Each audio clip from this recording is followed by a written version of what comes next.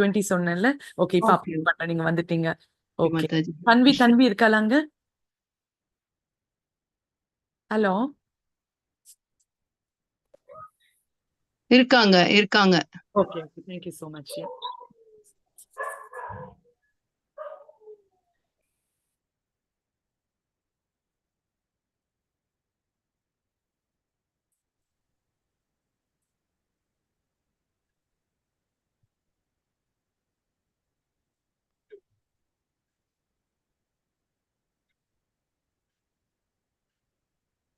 Hare Krishna.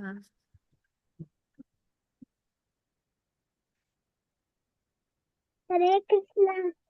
Hare Krishna, Tanvi. Thank you so much, baby. Okay. So what I'll do is, one second. Is it clearly, Tanvi? Hello, can you hear me? Am I audible? Yes, ma'am. Krishna Mataji, Dandavat Mataji, yes Mataji. Dandavat Pranam, Sumati Mataji and Padmavati Mataji all. Thank you so much. Please accept my humble obeisances. Please accept my humble obeisance to Mataji. Hare Krishna. How are you, Mataji? Yeah, I'm fine. How are you? Thank you, Mataji. Yeah, we are doing good, Mataji. Thank you so much. Okay. So I would I'm like to... very happy to hear your voice, Mataji. I'm also very happy to hear all of you. Okay. So Thank you, Mataji. yes. So now we would like to pay our humble obeisances to His Holiness Bhanu Swami Maharaj, A.C. Bhaktivedanta Swami Prabhupada, and all the Acharyas and all the Vaishnavas. Okay. So now we are having an auspicious start of Krishna book. This Prabhupada has written because he condensed the 10th canto. We have 12 cantos in Srimad Bhagavatam. Bhagavatam is a book, scripture. Okay. It is describing about Krishna and his devotees. Okay. So in this 10th canto, especially, we have so many stories and pastimes about Krishna. It's very interesting. So Prabhupada, he made a short book of this 10th canto. That is the Krishna book. And this is really wonderful stories are there. So I would like to. So now before first we will talk about the preface. Okay. Prabhupada has written this preface. Any doubt, I will finally, after the session, we will have the doubt session. You can ask me whatever you want to. Whatever I know, I'll tell, and whatever I don't know, I'll find out, and I will let you know. Okay? Thank you. So, preface.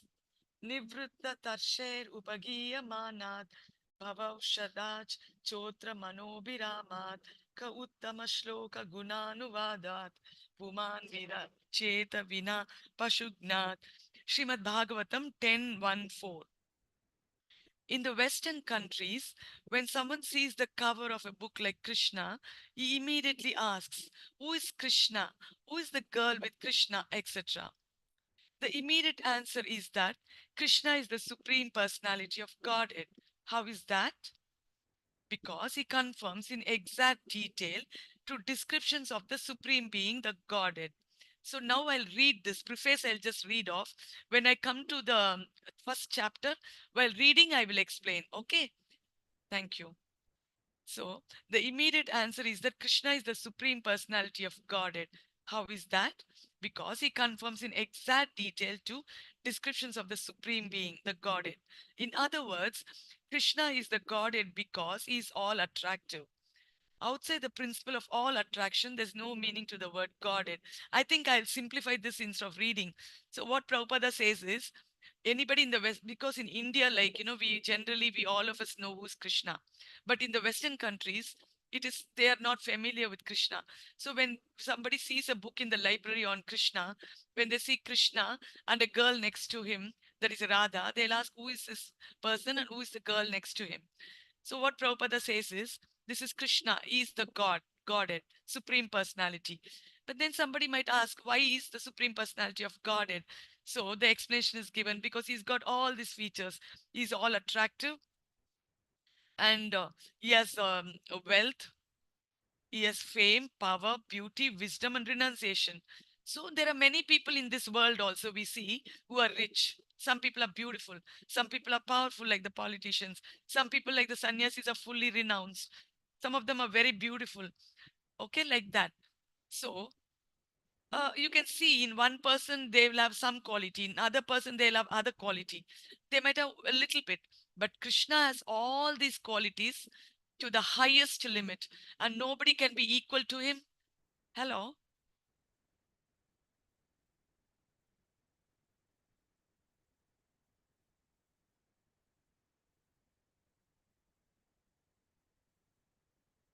Yeah. So nobody can be equal to him or greater than him. So only such a person is called the Godhead, Supreme Personality of Godhead. Okay, and and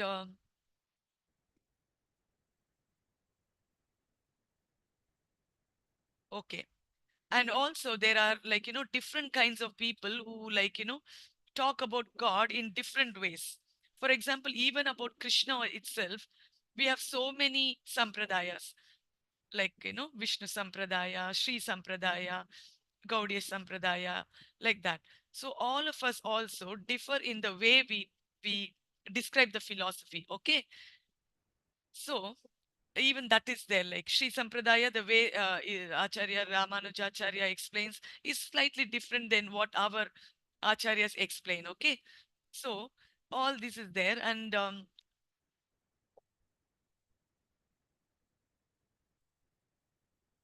what what Prabhupada explains is, nowadays, it's a fashion of the atheistic class of men to try to become God by following some mystic process.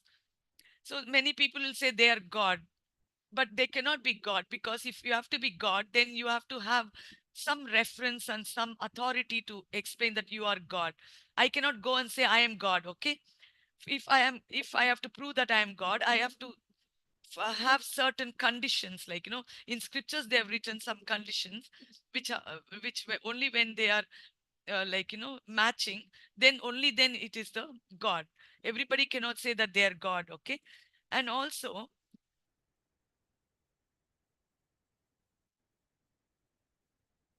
he does not become God by manufacturing some mystic process of meditation, nor does he become God by undergoing the severe austerities of the mystic yoga exercise. Properly speaking, he never becomes God, because he is the Godhead in all circumstances. So at one time he's not showing his powers, at other time he's showing his powers. It's not like that. At all times, the Supreme Personality Krishna is powerful, and he's got all his powers in completeness. Okay, so within the prison of his maternal uncle Kamsa, where his father and mother were confined, Krishna appeared outside his mother's body as the four-handed Vishnu Narayana. Then he turned himself into a baby and told his father to carry him to the house of Nanda Maharaja and his wife Yashoda. When Krishna was just a small boy, the gigantic demoness Putana attempted to kill him. But when he sucked her breast, he pulled out her life. That is the difference between real Godhead and a God manufactured in the mystic factory. Okay.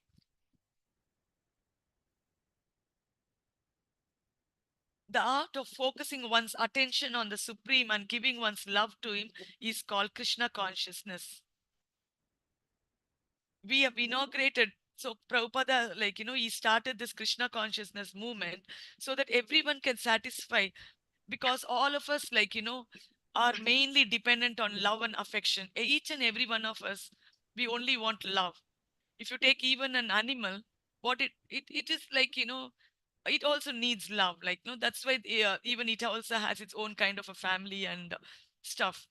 So, but actually the superior love, the best love is the love we have towards Krishna and the Jiva. Each of us have the eternal relationship with Krishna. So whatever relationship we have, whether we have son, or as a wife, or as a mother, or as a friend, all this, like, the highest thing we can do is we can show these relationships to Krishna. If you want to take Krishna as your treat Krishna as your son, he's ready. He's accepting that also. And if you want to treat Krishna as a lover, he is agreeing to that also. So why should we show love to some temporary material body? Like, when we have a, Manaji, yeah, Tanvi, you can't, can you hear me, Tanvi? you. What ma, you can't hear? I Hero. want to see you. I can't hear you, Tanvi, properly. Can you explain again? I want to see you. You want to see me? Yeah, I'll come on. Yeah, I come. But I am not properly dressed. Okay, no problem. Okay, no problem. Blah, blah, blah. Okay, can you see me now? Thank you, Tanvi. Okay, I hope it's interesting. Okay, little time you manage, Tanvi, then the story will come. Okay, is that okay for you? You can understand because you're an intelligent girl, na? Thank you. So, like you can treat Krishna in whichever way we want, in whichever relationship we want. Okay, Tanvi, you understand? Okay, you can treat Krishna as your friend also. Okay, you can treat Krishna as anything, anything you want, like, but other gods you can't treat them like that. We only have to, like, obey them and respect them like that. But Krishna, we are free to choose whatever we want in relationship. So um, in the ninth chapter of the Bhagavad Gita, the science of Krishna consciousness is called the king of all knowledge, the king of all confidential things, and the supreme science of transcendental realization. Yet, we can directly experience the results of the science of Krishna consciousness because it's very easy to practice and it's very pleasurable. Whenever percentage of whatever percentage of Krishna consciousness we can perform will become an eternal asset in our life, for it is imperishable in all circumstances. So, suppose in this life, I'm making some money. Suppose I'm making 10 crores, okay? And after some time, when I die, what will happen to the money? Nothing. It's not going to come with me when I'm born again, okay? When I get another lifetime, another body, like it will not come. But if I do bhakti to Krishna, if I just show my love to Krishna, and if I serve Krishna, and if I serve his devotees, what will happen? If I die, after I die, this bhakti, whatever bhakti I've done, hello, whatever bhakti I've done, okay, that the next stage will be carried on. Okay, it will not vanquish. Okay, only bhakti comes with us eternally. Nothing else will come. No other thing will come with us. So it is said that although one executes severe austerities, penances, and sacrifices in his life, if he fails to awaken his dormant love for Krishna, then all his penances to be considered useless. On the other hand, if one has awakened his dormant love for Krishna, then what is the use in executing austerities and penances unnecessarily? If we show love for Krishna, we need not do too many austerities, like like doing so many yagnas and being, like, without food for so many days, like without water for so many days. All that, we don't have to go into deep penances and austerities. Okay, the maximum austerity we do is following Ekadasi, following Janmashtami, Gaur Purnima, and some festivals, basic festivals for Krishna, okay, and his dear devotees. That's all. Very simple, na? We are happily eating prasadam. We are enjoying with Krishna, and we are dancing, and we are chanting Krishna's name. We are doing congregational chanting of Krishna's names. It's very pleasurable, not just eating, dancing, and chanting. Very fun, like, it's really fun. So it's said that one the Krishna consciousness movement is the unique gift of Lord Chaitanya to the fallen Mataji, souls of. Hare Krishna, Mataji. Why you are not sharing the pages, Mataji? Yeah, I'll do that, ma. Sorry, thank you for telling that. I thought it Yes. was sharing. Like, no, I'm really sorry. One No, second, no. ma. Yeah, one second. Resume share. Or you, it was gone off. Yeah, no, sorry. Okay, okay, I'll come to this page. I'm really happy. Such wonderful devotees have joined. Really, this is Guru and Krishna's mercy. See, this Krishna consciousness movement is a unique gift of Lord Chaitanya to the fallen souls of this age. Can I, this one, um, can I, because if this is there, like, you can't see the full page. One second. Uh, okay, whatever you can see, you see. The remaining thing I'll read because, okay, the Krishna consciousness movement is the unique gift of Lord Chaitanya to the fallen souls of this age. It is a very simple method which has actually been carried out during the last 4 years in the Western countries. And there is no doubt about this movement. This is when Prabhupada wrote it some 50 years back. Okay. And there's no doubt that this movement can satisfy the dormant loving propensities of humanity. This book, Krishna, is another presentation to help the Krishna consciousness movement in the Western world.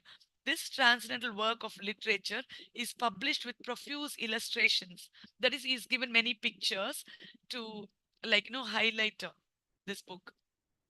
People love to read various kinds of fiction to spend their time and energy. Now, this tendency can be directed to Krishna. The result will be imperishable satisfaction of the soul, both individually and collectively. Instead of reading some useless books, it's better to read some nice Krishna conscious books. It will be really satisfying to the soul. And it is said in the Bhagavad Gita that even a little effort expended on the path of Krishna consciousness can save one from the greatest danger. Hundreds of thousands of examples can be cited of people who have escaped the greatest dangers of life due to slight advancement in Krishna consciousness. We therefore request everyone to take advantage of this great transcendental literary work. One will find that by reading one page after another, an immense treasure of knowledge in art, science, literature, philosophy, and religion will be revealed. And ultimately, by reading this book, Krishna, love of Godhead, will fructify. So, what Prabhupada says is, by reading this book, our love for Krishna will develop, okay, which is our natural propensity. My grateful acknowledgement is due to Sriman. So, Prabhupada is acknowledging um, Sriman George Harrison, okay, who is a pop singer who made this Krishna consciousness movement widely recognized through his albums, music albums. So my grateful acknowledgement is due to, and he also donated a lot of money. I think $90,000 something. Okay, it's here already. My grateful acknowledgement is due to Sriman George Harrison, now chanting Hare Krishna, for his liberal contribution of $19,000 to meet the entire cost of printing this volume. So, may Krishna, this is 50 years back, the $19,000. It's a huge amount. May Krishna bestow upon this nice boy further advancement in Krishna consciousness. Let's also show our gratitude to George Harrison. And at last, my ever willing blessings are bestowed upon Sriman Shyam Sundar Das Adhikari, Sriman Brahmananda Das Brahmachari, Sriman Hayagriva Das Adhikari, Sriman Satswarupa Das Adhikari, Srimati Devahuti Devi Dasi, Srimati Jadurani Devi Dasi, Sriman Murlidhara Das Brahmachari, Sriman Bharadwaja Das Adhikari, and Sriman Pradyumna Das Adhikari, etc., for their hard labor in different ways to make this publication a great success. Hare Krishna, A.C. Bhaktivedanta Swami. So he released this book on the Advent day of Srila Bhakti Siddhanta Saraswati, February 26, 1970, ISKCON headquarters, 3764 Vatsek Avenue, Los Angeles, California. So I would also like to show my um, gratitude to all of you who have joined the Zoom as well as the YouTube. Thank you so much for your motivation. Thank you so much.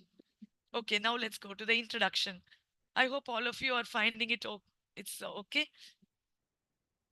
Introduction. Yeah, anybody wants to say something? Anything I should do now? Or can I continue? Can I continue? Okay. Yes, Mataji, please. Thank you.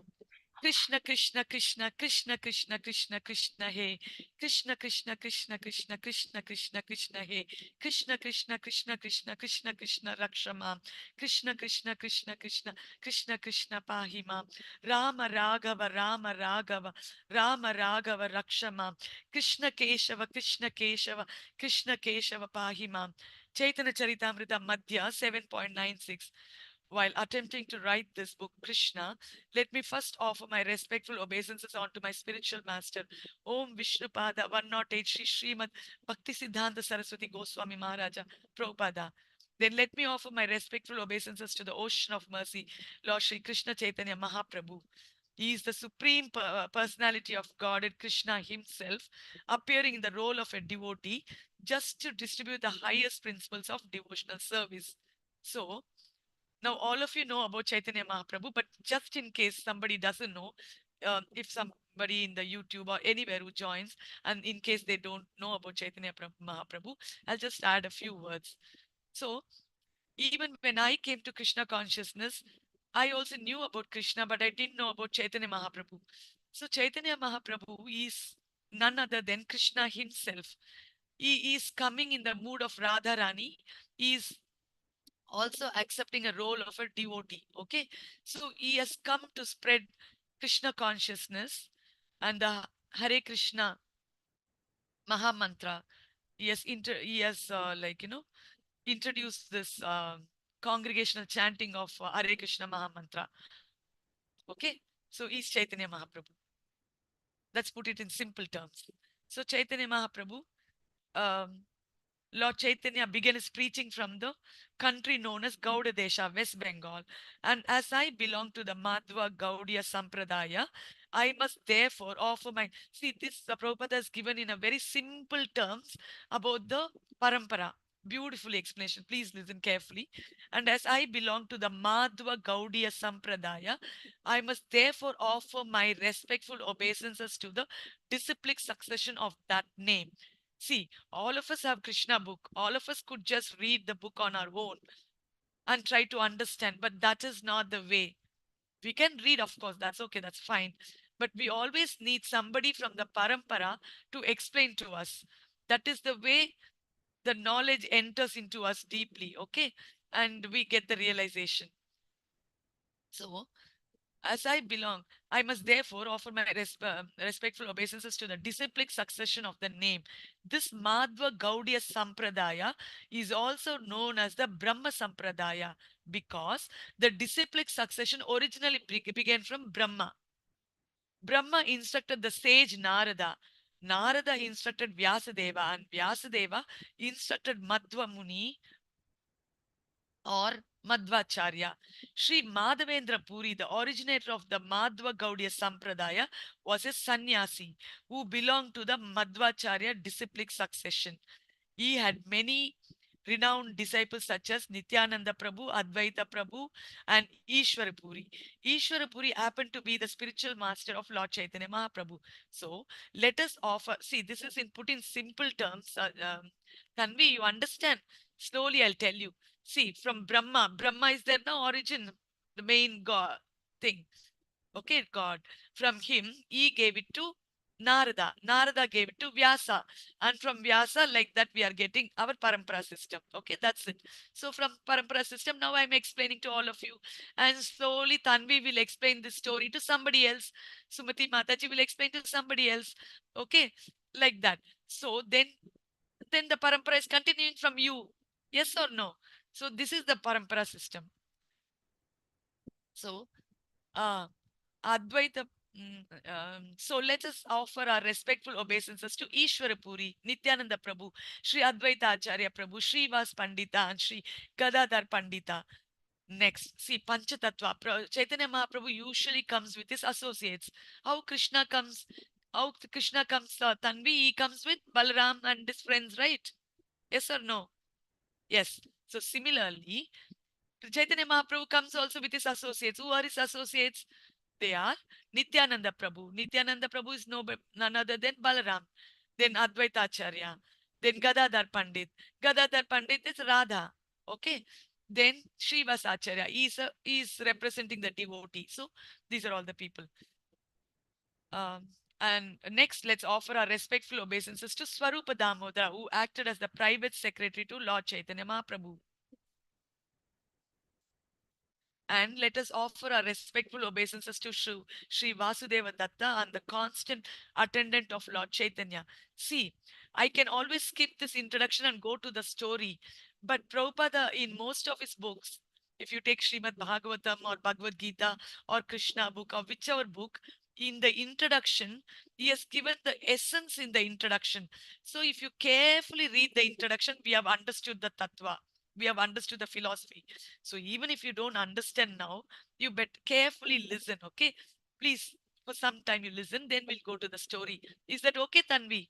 Okay? Uh, so let's offer our respectful obeisances to Sri Vasudeva Datta and the constant attendant of Lord Chaitanya, Sri Govinda. Govinda was a servant who is to take care of Lord Chaitanya, and the constant friend of Lord Chaitanya, Mukunda, and also to Murari Gupta. And let's offer our respectful obeisances to the six Goswamis of Vrindavana. Sri Rupa Goswami, Sri Sanatana Goswami, Sri Raghunatha Bhatta Goswami, Sri Gopala Bhatta Goswami, Sri Jiva. Oh, sorry, I'll come to the introduction. I'm sorry.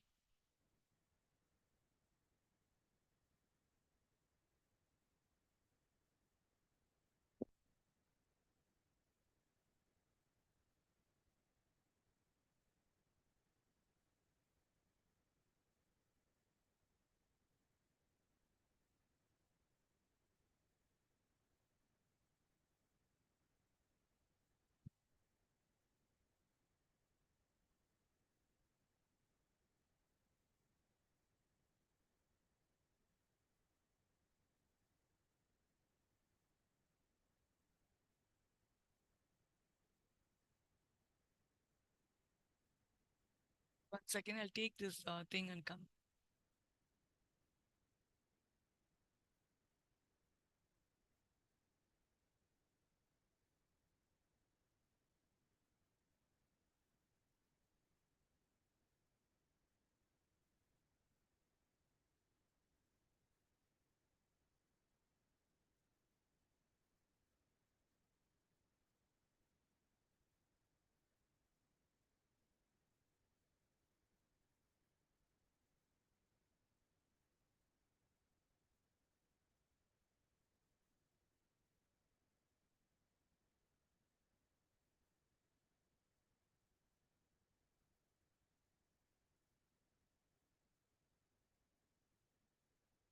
Sure told me no that you people didn't get this. I'm really sorry. Now, can all of you see the screen? Hello? Yes, Mataji. Yeah, thank you. So now, and let's offer our Krishna himself, as explained in the Bhagavad Gita, that is the supreme personality of Godhead, and that whenever there are discrepancies in the regulative principle of man's religious life and the prominence of irreligious activities, he appears on this earthly planet. In other words, when Lord Shri Krishna appeared, there was a necessity of minimizing the load of sinful activities accumulated on this planet or in this universe. So, what that is telling, Prabhupada is telling is, Krishna appeared. What is the reason for Krishna's appearance? He has come to destroy the demons and then protect the devotees. So that's what Prabhupada has explained here. And for affairs of the material creation, Lord Mahavishnu, the plenary portion of Krishna, is in charge. Thus, when the Lord descends, the incarnation emanates from Vishnu. Mahavishnu is the original cause of the material creation, and from him Garbhodakshaya Vishnu expands, and then Kshirodakshaya Vishnu. Generally, all the incarnations appearing within this material universe are plenary expansions from Kshirodakshaya Vishnu. Therefore, the business of minimizing the overload of sinful activities on this earth does not belong to the Supreme Personality of Godhead, Krishna himself. But when Krishna appears, all the Vishnu expansions join with him. Krishna's different expansions, namely Narayana, the quadruple expansion of Vasudeva, Sankarshana, Pradyumna, and Aniruddha, as well as partial plenary expansions like Matsya, the incarnation of a fish, and the Yuga avatars, and the Manvantara avatars, all combined together and appear within the body of Krishna, the Supreme Personality of Godhead. Krishna is the complete whole, and thus all plenary expansions and incarnations always live with him. So, what Prabhupada is telling is, when Krishna appears, from him, from Krishna appears for the material creation and for the maintaining the material world, Lord Mahavishnu, the plenary portion of Krishna, means who is Mahavishnu? He is appearing from Krishna. He has same powers like Krishna. Okay, so like like that. So he's coming from Krishna, and from Mahavishnu, Garbhodakshaya Vishnu comes. And from Garbhodakshay Vishnu, Kshirodakshay Vishnu comes. So Mahavishnu, from him, this Garbhodakshay Vishnu comes and he creates all the universes. And from him, the Kshirodakshay Vishnu comes. Okay, and all the jivas and all of them appear. And then this Kshirodakshay Vishnu, he enters. Can you hello, Yama? Any doubt? Yeah, I can't hear. Oh yeah, somebody's joined. Swarna. Okay, thank you. Yes. Okay, I'll continue. So all these different three kinds of Vishnus, they are up here. They are coming from Krishna. And this about this three Vishnus, I will explain slowly later on. Okay, now you just understand these three Vishnus, Mahavishnu, Garbhodakshay Vishnu, and Kshirodakshay Vishnu. They are appearing from Krishna. Okay, and they take charge of the material universe. They maintain the material universe. Krishna has got nothing to do with the material universe. Okay, he and therefore when Krishna appeared, Lord Vishnu, and whenever Krishna comes, all the avatars are present within Krishna. Therefore, when Krishna appeared, Lord Vishnu was with him. Krishna actually appears in order to demonstrate his Vrindavana pastimes and in this way attract the fortunate conditioned souls and invite them back home, back to Godhead. The killing of the demons in Vrindavana was carried out only by. Yeah, yeah, yeah. Any doubt, ma? Anybody? What are you talking? Hello? Can I proceed? Hare Krishna, can I continue? Yes, Mataji, please. Yeah. See, so Krishna, if anybody wants to have dinner, you can continue listening and then have whatever. Okay, you can. Tanvi, you want to have dinner? Okay, no problem. Okay, so what is Krishna's job? Is only doing pastimes. He's playing and enjoying, and he's giving pleasure to his devotees. And whenever some demons are killed in Vrindavana, it was not done by Krishna, only by his Vishnu portion of Krishna is doing that. Okay, clear to everybody now? Okay, so who's maintaining the material world? Vishnus. Okay, the expansions of Vishnus and not Krishna. Krishna is happily enjoying and he's doing his pastimes and is enjoying with his devotees. Okay, the Lord's abode is described in the Bhagavad Gita 8th chapter 20th verse, where it is stated that there's another eternal nature, the spiritual sky, which is transcendental to this manifested and non-manifested matter. In Bhagavad Gita, in the 8th chapter 20th verse, what Krishna says is, there is another eternal nature, the spiritual sky. Okay, now this is the material world and there is the spiritual world. Okay, which is transcendental to this manifested and non-manifested matter. So this material world, sometimes it is coming, sometimes it's getting destructed, sometimes it is created, sometimes it's destructed, but the spiritual world, it is eternal, it is there forever. The manifested world can be seen in the form of many stars and planetary systems, such as the sun and moon. But beyond this, there is non-manifested portion which is not approachable by anyone in this body. And beyond that non-manifested matter is the spiritual kingdom.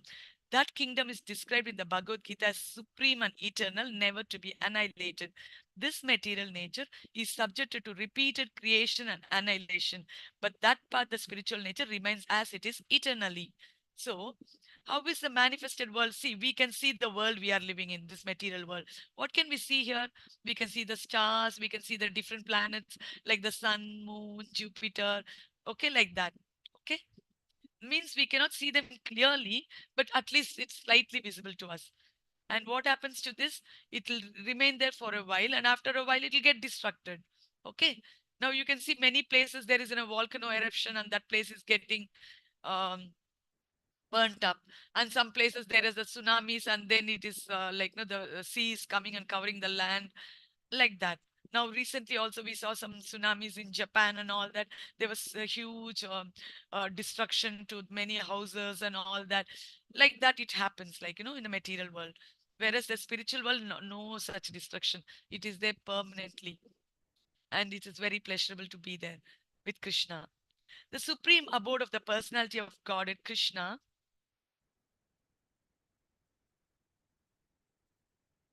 the supreme abode of the personality of Godhead, Krishna, is also described in the Brahma Samhita as the abode of Chintamani.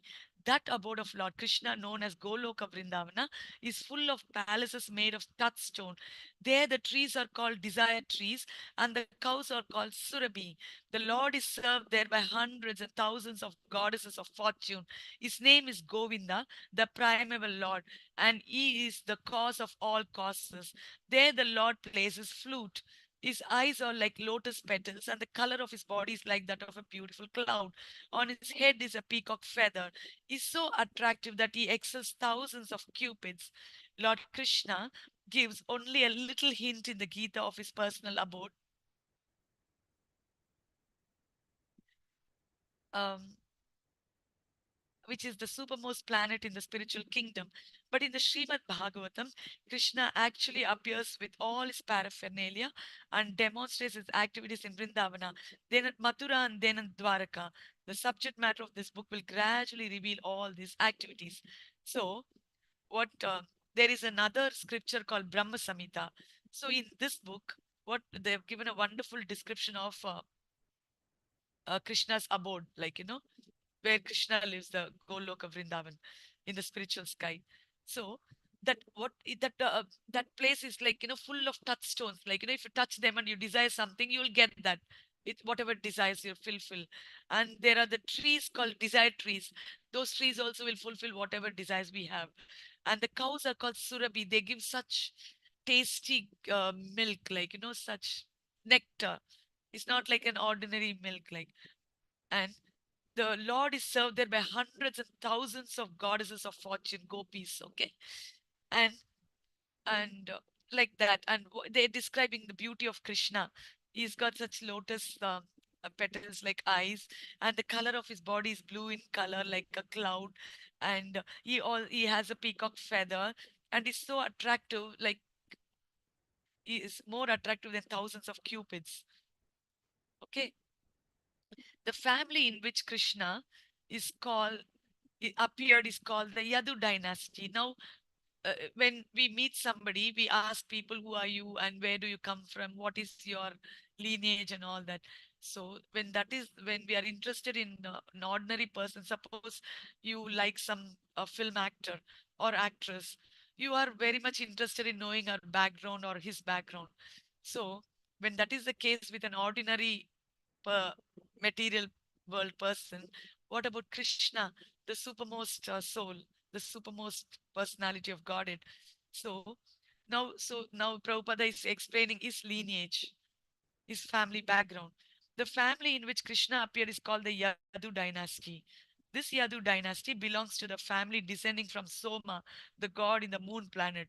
There are two different uh, Kshatriya families of the royal order, one ascending from the king of the moon planet and the other descending from the king of the sun planet.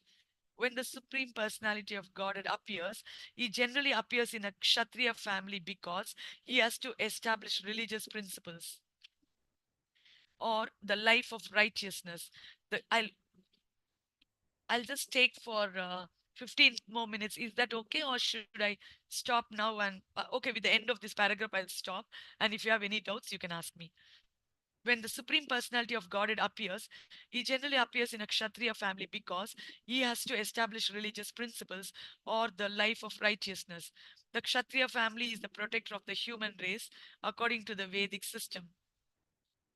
When the supreme personality of Godhead appeared as Lord Ramachandra, he appeared in the family descending from the sun god known as the Raghuvamsa. And when he appeared as Lord Krishna, he did so in the family known as the Yaduvamsha. There's a long list of the kings of the Yaduvamsa in the ninth canto, 24th chapter of Srimad Bhagavatam. All of them were great, powerful kings. Krishna's father's name was Vasudeva, son of Shurasena, descending from the Yadu dynasty. Actually, the Supreme Personality of Godhead does not belong to any dynasty of this material world, but the family in which the Supreme Personality of Godhead appears becomes famous by his grace. For example, sandalwood is produced in the states of Malaya. Sandalwood has its own qualification apart from Malaya, but because accidentally this wood is mainly produced in the states of Malaya, it is known as Malayan sandalwood. Similarly, Krishna, the Supreme Personality of Godhead, belongs to everyone. But just as the sun rises from the east, although there are other directions from which it could rise, so by his own choice, the Lord appears in a particular family and that family becomes famous. So I would like to stop here and we'll discuss. We will have some discussion now. So what they're telling is Krishna is born in the Yadu dynasty, that is a moon dynasty, and his father was Vasudeva. Is okay, and actually, as Prabhupada says, he could be born in any dynasty because he belongs to all of us, but he chose to be born in this dynasty. That's it. So now let's have some slight discussion, and if anybody has any doubts or any comments, I will welcome that. Yes. Any doubts you have, Sumati Mataji? Want to discuss something? Hare Krishna Mataji, Dandat Pranam Mataji. Thank you so much for your wonderful lecture, Mataji. You are amazing, Mataji. I'm With so patience, you are teaching a small kid like this. She is very fortunate to have your association, no, Mataji. it is the other way around. It is the other way around. She motivated me to take this class actually. Wow, She's a wonderful. Bhagavad Gita champion. Wow, Even amazing, Mataji. yeah, like that's the way. You cannot go by the age factor or any Yeah, she factor must in be a Krishna past. consciousness. Yeah, Yeah. motivating me to take, like, I'm such a fallen soul. No, Mataji, you are an exalted devotee. Eh, Thank you, all of you. I would like all your blessings and mercy in all the further classes. Like, we will discuss about Krishna. We'll glorify Krishna, and we Yes, will bring in more devotees to Krishna. Okay, let us yes, form a greater Mataji. team, and I'm very very thankful to all of you. Thank you so much, Thank Mataji. you, Mataji. Okay, Hare Through Krishna. your Thank you so much, mercy, Mataji. Hare we have Krishna. understood very well. Thank you, Hare Krishna. So, nobody Hare has any doubts so far? Any doubts? Any small doubts also okay. If you have, I'll clarify if I know. No doubts, Tanvi? What happened, Tanvi? Any doubts? Manaji, Manaji, No doubts? Yeah. Tell me, Tanvi. Manaji, Yeah, I can hear you. Continue. I want to hear more stories. You want to? Hear more stories. More stories. Yes, ma'am. I'll finish off this introduction. Just bear with me for 2, 3 classes. Okay, next class I'll stop the introduction. I'll start the story. Okay. Tomorrow onwards Okay, story. Tomorrow I'll continue with the story. Okay, Tanvi. Thank you okay. so much for your patience. Thank you. I'm really Tomorrow sorry. what time? Tomorrow I'll let you know what time you want the class tomorrow. Anytime. Each time Pardon? I'm daily free only. Anytime free. Oh, wonderful. I'll try to take after 10 o'clock. Okay. Okay. Tomorrow for me holiday only. Okay. I'll take whenever it permits me. Okay. So we will take more than one class tomorrow. So I'll directly introduction. I myself will tell off in my own words, and I will continue with the story. Okay. Thank you so much. Thank you all. Bye. Hare Krishna. Hare Krishna.